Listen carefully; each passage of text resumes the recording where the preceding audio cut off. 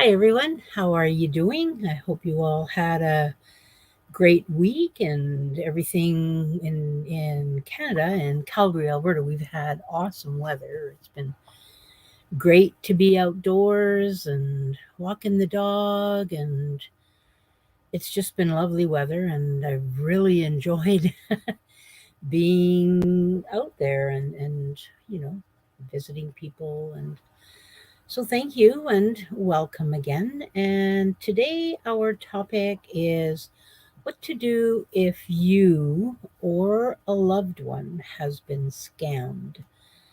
Um, I was going to try and do this without a slideshow, but there just seems to be so much information that to just blurt it out all the time. I believe in the visual and the hearing and also there's some information.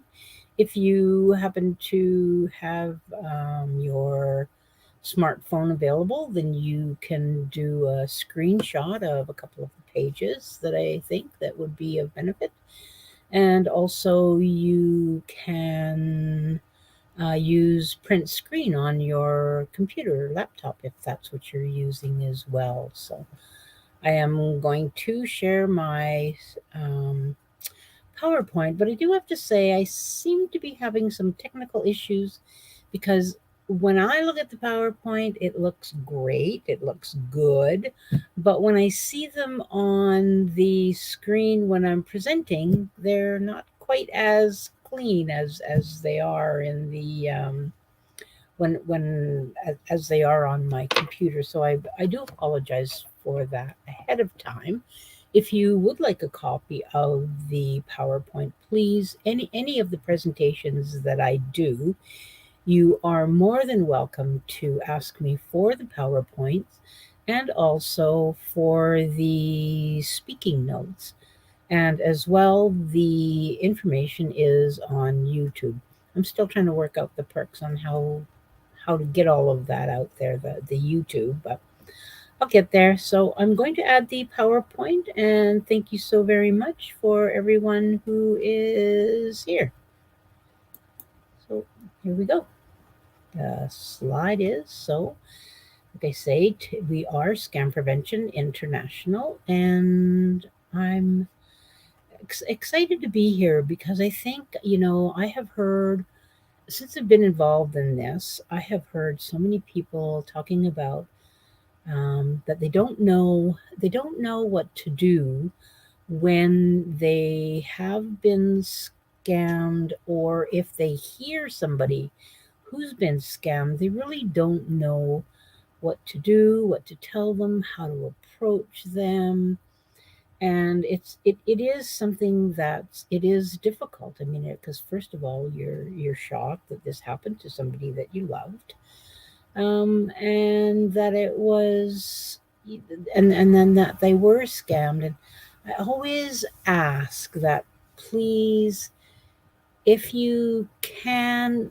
Lots of time people act in shocked, and they think, "Wow, I can't believe this happened to you," but then they say that out loud, and really, I really like to emphasize the words of empathy to be able to, you know, offer your support, to be able to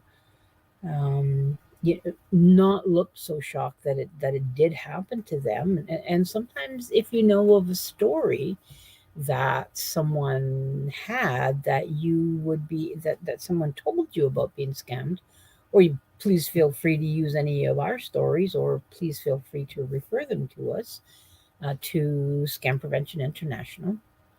And to really try not to. And I know it's hard because sometimes in my head I think about it too, because I think of all the intelligent people I know, and when I was scammed, I didn't feel so intelligent, and I do like to think of myself as somebody who is, well educated and would know the signs of it. But those tricksters get people, and they got me, and like, these are things that happen to people. And so, like I say, today's topic: what to do if you or a loved one is scammed. It's unfortunate that the internet can be used to hurt many people. And this was never the intention, of course, of internet, and it's not how we want to think of the internet. We don't want to be afraid of the internet. We want to be able to be productive on it when we're working, and we want to be able to use it to have fun. I mean, I use it to have fun, and I use it and I use it to do this because I really want to educate people, bring awareness that that scamming is something that does happen to people. And just so you know, and interchangeably, a lot of people use the word scam or they use the word fraud. But it's unfortunate that the internet does use people, not the internet. The internet doesn't do anything. It's the people on the internet who use these, for scams, and use and use it for ill-gotten gains, for bad things. There's bad people using the computer to do bad things, and it's bad.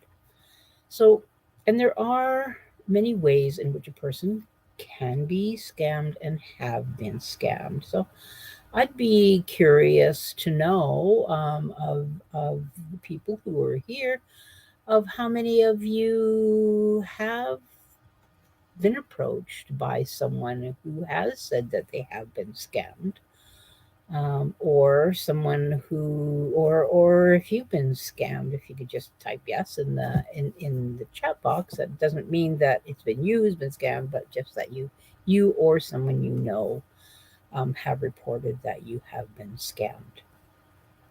So,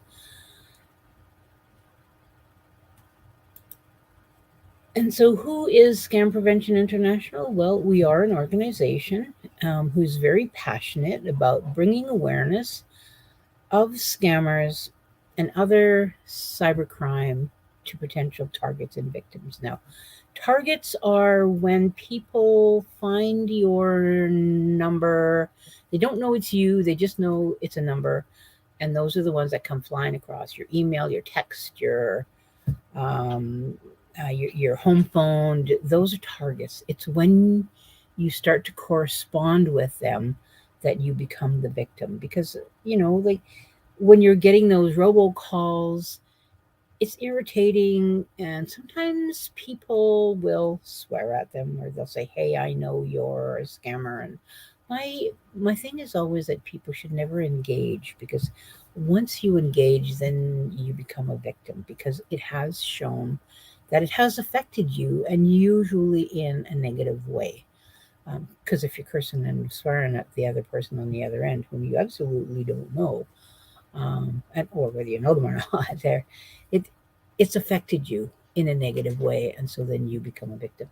Now, by you responding, then you are um, becoming an educator. And I don't put that in writing on here, but in fact, you do actually become an educator, because you are telling them how you know that they are a scammer. And so by you telling them that, that's teaching them, okay, I better not do it this way. So please, I always, ask people, please, please, please, if you know you're talking, or as soon as you feel your gut is telling you, hang up that phone.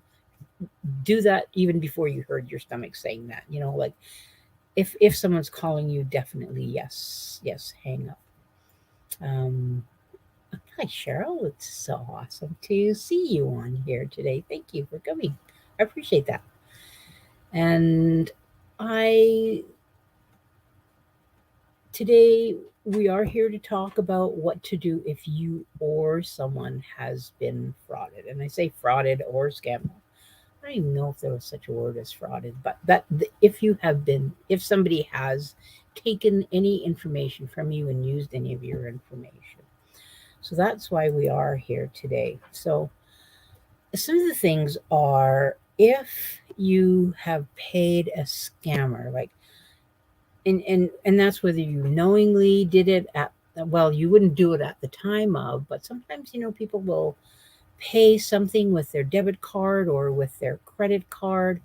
And then after they've pressed send, they feel like, oh, you know what, this didn't feel right. And then you find out right away that you have paid someone and you've used your debit card or you've used your credit card. I'll have to say you should never purchase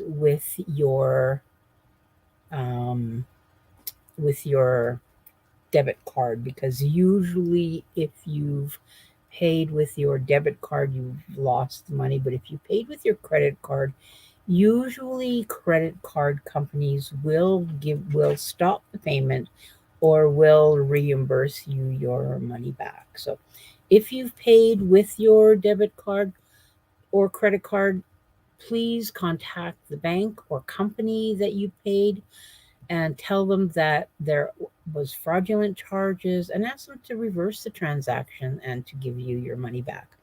The one thing I have to say is, if you don't ask, if you don't specifically say, I want my money back, then you're not going to get your money back. They're going to say, thank you very much for informing us and we'll look into it. But they're not going to say, okay, we'll give you your money back. And so I say to really make sure that you put that ask out there. And then, did a scammer make an unauthorized transfer from your bank account? And that's, did you give them your banking information? And this does happen because sometimes, and there's people who aren't quite computer savvy. I don't want to say age ranges, but it happens to all ages, it happens to all people. But there's something that they can't figure out, so they'll give somebody remote access to their computer, and so they'll do something like, or they'll ask you to make the payment, and then you said, okay, I'm going to make the payment. It's $100, and then they tell you, oh, no, no, no, you paid too much. Or they want you to return some of the money back because it wasn't enough. That's what it is. You only paid 100, you have to pay 1,000, and so they get into your computer. And so if they have gotten into your computer and into your bank account, contact your bank and tell them that it was an authorized debit or withdrawal, and ask them again to reverse the transaction and to give you your money back. Again, you got to put that ask in there. If you've paid with a gift card, contact the company that issued the gift card and tell them it was used in a scam and ask if they can refund your money. Keep the gift card itself and the gift card receipt. Even though you've given it to them, sometimes the scammers don't use them right away. And so if you're fast on the draw and call them right away, then they'll be able to stop that card and then they'll be able to reimburse you. And then, did you send them money through a wire transfer like Western Union, MoneyGram? I'm not sure of all of the places where you can use it. Those are the ones that I'm familiar with. Contact those wire transfer companies and tell them that it was a fraudulent transfer, that you were making the transfer under false pretenses of the person, and ask them to reverse the wire transfer and to give you your money back. Again, I, I always have to. I'll tell you a story about that. Why I'm so isn't insistent on that you have to ask for your money back. So I did have a charge on my credit card, and it was something that I hadn't purchased. And so I called them and I said, I haven't, and it was just a small amount. Like it was like something like $6 or something. It was a small amount, but I checked it and I thought, I don't remember buying this and I don't know that company. And so I told them all about it, and it was, like I said, only $6. But it doesn't matter if it's 6 or 6,000. $6 in your pocket's better than $6 in somebody else's pocket who didn't deserve it, that they work for, that you work for. I mean, so the story is that I went through all of this and I reported it, and I had to have my credit card canceled. And then I'm like, oh, I looked at my statement again and I'm like, I didn't get that money back. Like I didn't get it back. So when I called her back and she goes, "Oh, you didn't say that you wanted your money back." And I'm like, "Okay, do not assume you do want your money back. You have to ask for your money back." And then the other one is if you send a wire transfer through your bank. That's the one you can't see on the slide. Sorry about that. But if you, on your bank report, on your bank, if you do a bank wire transfer, those usually take a few days, so that's in your favor. So if you contact your bank, your branch, and report the fraudulent transfer, ask them to reverse it, and again ask them to give your money back. It's just really important to remember to ask for your money back, and so that's what to do if you have paid a scammer. Hi, Kimberly. It's great to see you. And so you have learned about behavior by seeing it in my account and following through. Oh dear. Okay. I hope you do get your money back. We'll be praying that you get your money back. That will be. Oh, I know they just find ways to get to us. I'm sorry to hear that. So, um, just trying to think of there. So, oh, here's other ways too. Did you send money? They also have money through money apps. I've never used any of those, but again, if you have used it through a money app, sorry, I'm gonna slide ahead here. If you have used it through a money app, then again, contact that, report the fraudulent transaction to the company, and they'll have the I don't know with those ones again, because sometimes if it goes directly into a person's account, um, sometimes what happens is the scammer will close their account immediately. But if it's not closed immediately, then usually the money transfer place will contact them and they can have their accounts closed. And then, did you pay with cryptocurrency? Now that has been a new way that scammers have been asking that they want their money in cryptocurrency, and contact the company that you used to send the money, and and ask them to have the transfer or the transaction reversed. Again, I think with cryptocurrency it's harder to do, but at least if you report it, it's been reported, it is a theft, and that cryptocurrency company will know to look out for scams. And again, it may or may not get your money back. And then if you send cash, if you sent it by mail, usually you're not supposed to send money by mail, but if you do, then you do have the option to contact the Postal Inspection Service and ask them to intercept the package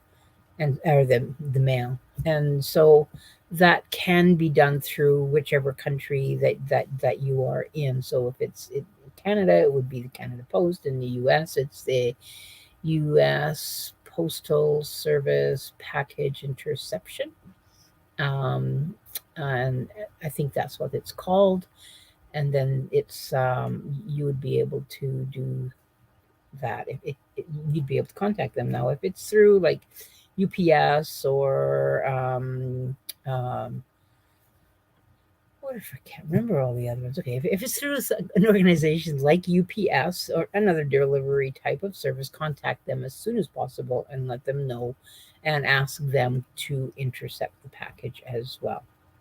Now, if you gave the um, person your personal information, and I can think of things like where you would give them your social insurance number. And I have to say, social insurance numbers and social security numbers, SIN is in Canada and social and SSN is in the US.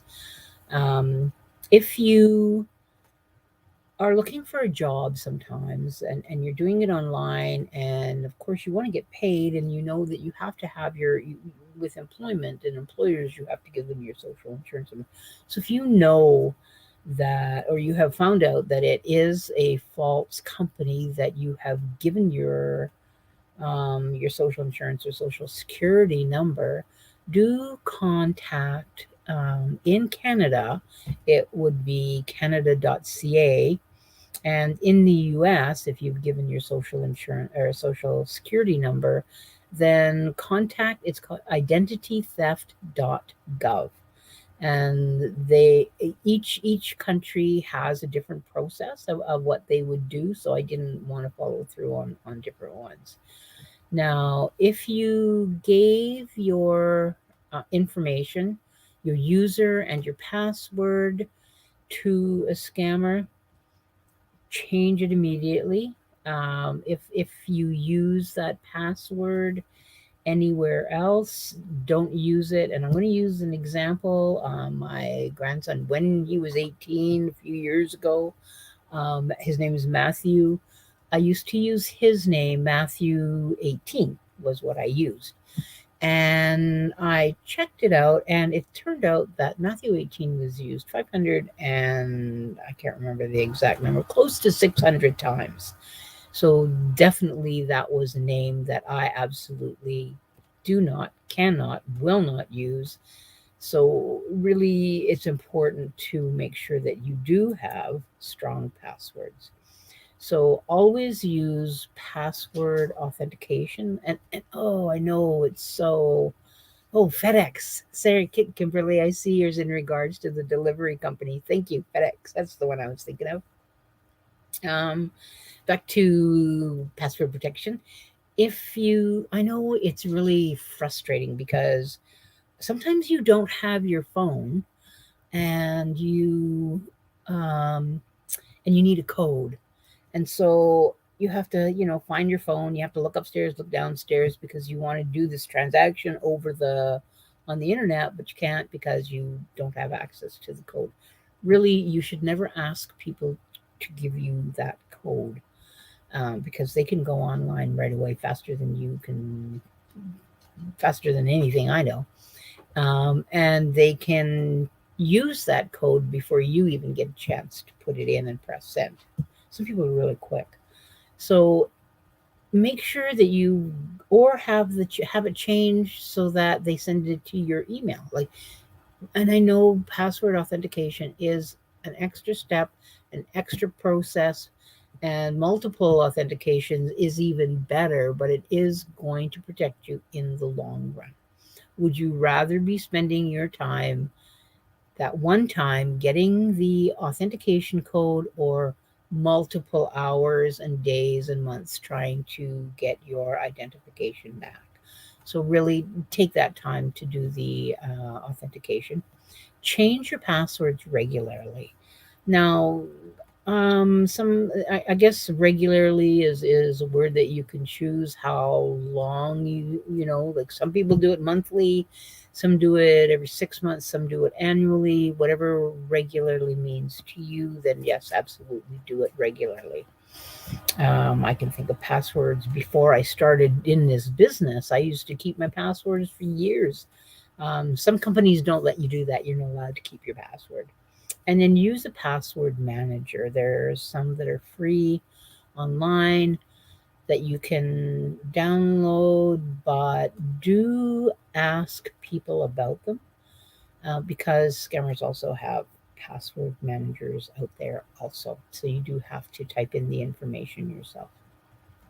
Um, so I think that password managers, and there's also where, if you don't know what to use for a password, sometimes you have the option to choose the password that the company has used. I always shy away from that, to be using theirs. I definitely recommend that you make up your own password, and that it be something more complicated than Matthew 18. So now, if a scammer has access to your computer, or has had access to your computer, update your computer security software and run a scan and delete anything it identifies as a problem, anything it identifies as a problem. And then there are other steps that you should use if they have had. So one of the things that we do is we have the computer doctor. His name is Edward, and he's on my website. His information is on my website, www.scampreventioninternational.com. And his company, he'll give you a free 1 hour consultation. And what he has is programs that will check your computer to see if the software that you purchased, and if you don't have any software that will protect you, I do have some that is available for purchasing.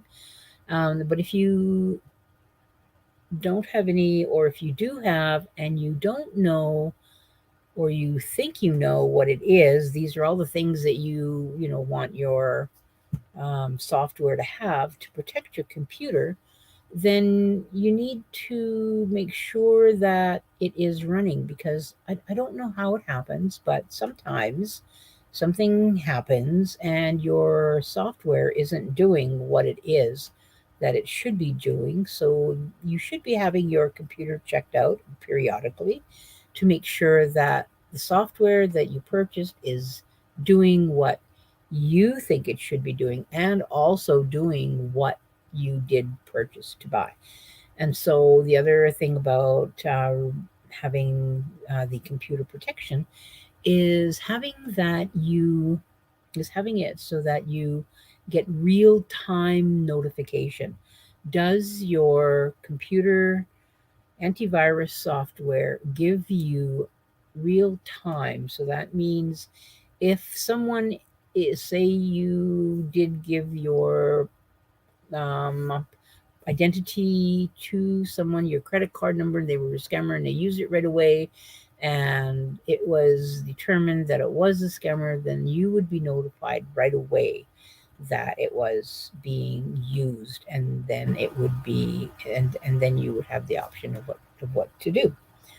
And the other is, did a scammer take control of your cell phone and its account? And again, if it did, contact your service provider immediately so that you can have back your control of your cell phone number and your cell, because so many things can happen so many charges again can be made just with your cell phone, even if they don't have to have your actual physical cell phone to be able to take it over. So do contact the provider to let them know that somebody has used your phone number.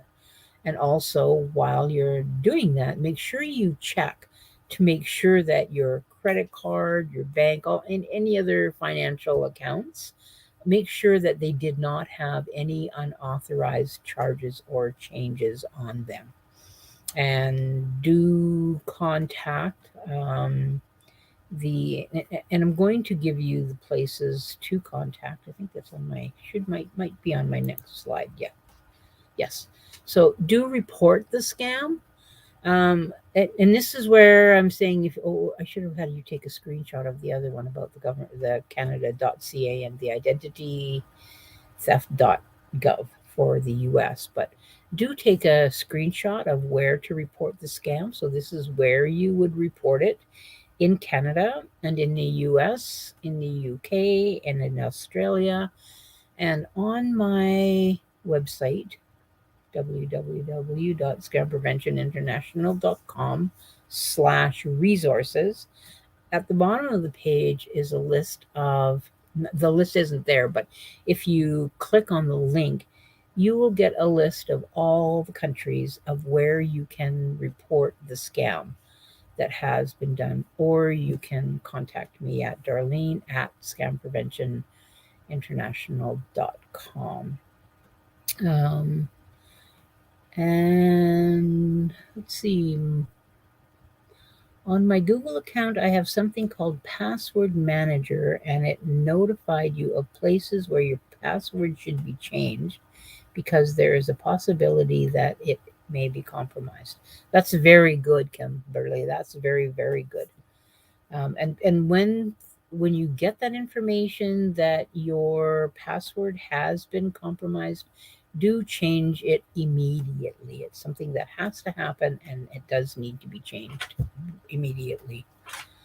And again, anybody who's had whatever access to whatever the pass wherever the password was compromised, contact those companies to make and check and make sure that there hasn't been any unauthorized transactions or our actions on their on that particular card where the password was.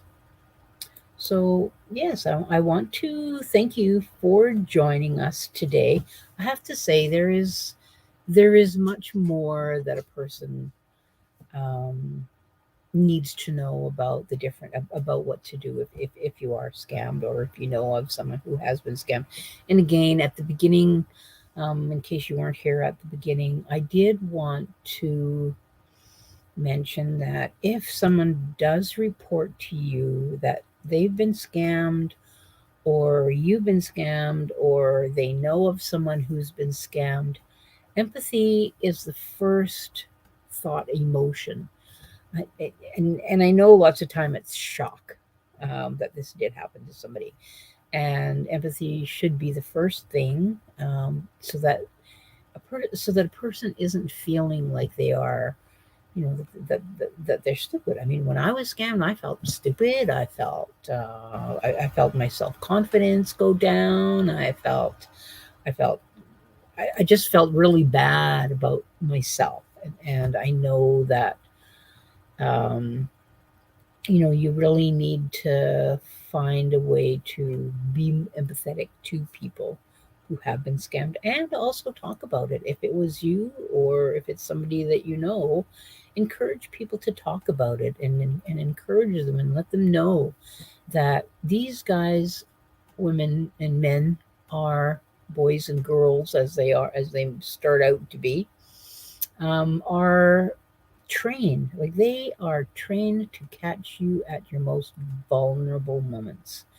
And vulnerable moments can include when you're tired, when you're in a hurry, when you're depressed, when you, oh, I must have that. I need to have that. That's got my name all over it. Moments. And so those are some of the things that but it can happen. And a lot of people, like I say, they don't share this information about being scammed. They don't talk about being scammed because it's a negative thing. um, but it's something that should be talked about. And I haven't quite figured out how to talk about it in a positive way, but I'm going to tell you, when I find out and I figure that out, you guys are going to be the first to know. And so, since I have a message here, since some people have a gadget of sorts that can scan your credit cards through your purse or wallet, that is absolutely true. They have special purses and wallets that prevent them from that happening. That is exactly true. So, you do need to be careful about where you're taking your cards out. And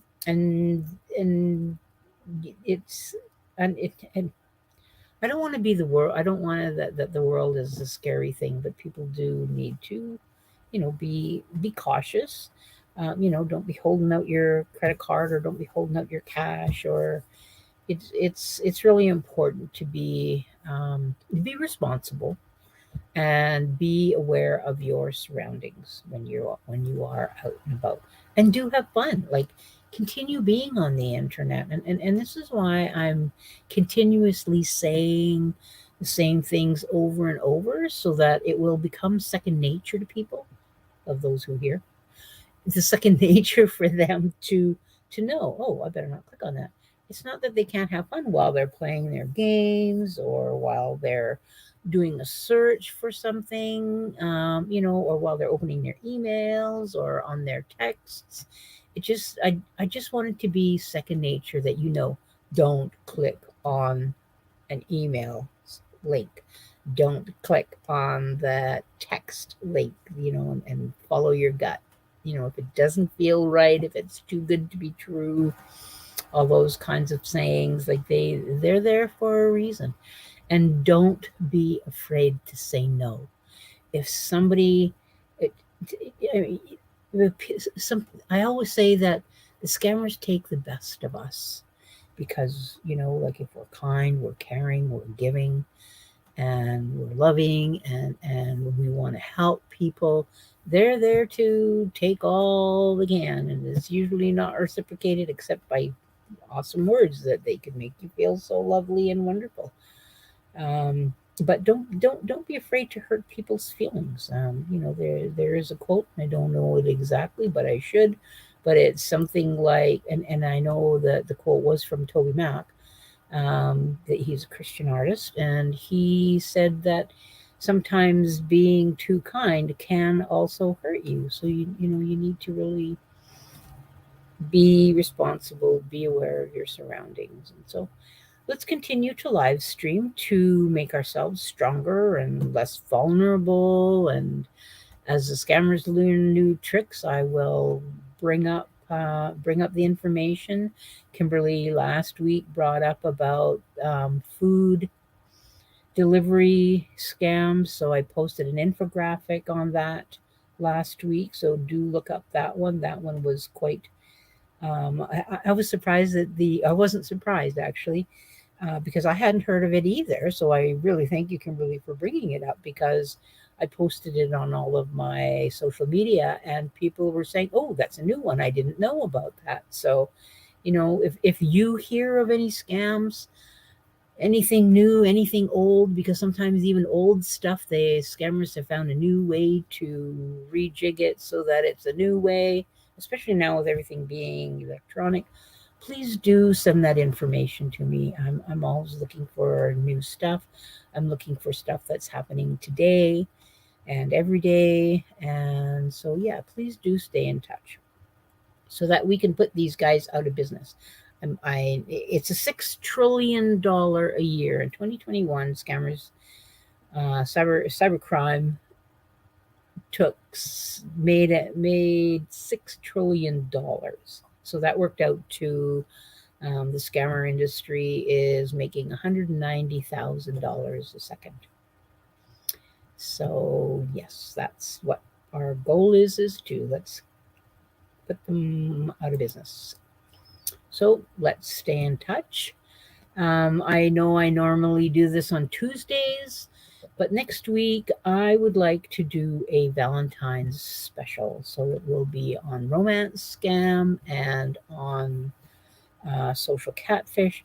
And I'm hoping to have a special guest with me who specializes in finding whether your love that you have been having um, internet conversations with, to find out. She specializes in finding out if they are real, or if they are a scammer, because like I say, these guys are tricksters and they can convince.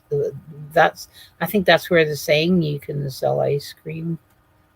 I don't know the saying, but anyway, they're really tricky. So really, I would like to see you here on Monday. So, Monday, I will send out a notice that the day will be Monday. I'm still debating about the Tuesday because with this lady coming on, I'm praying. Please pray that she can come and is available to be there.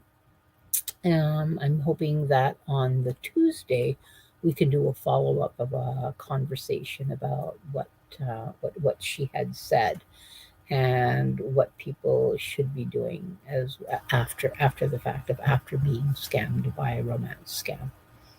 So yeah, so there's the contact information, and this family here is all cybersecurity safe.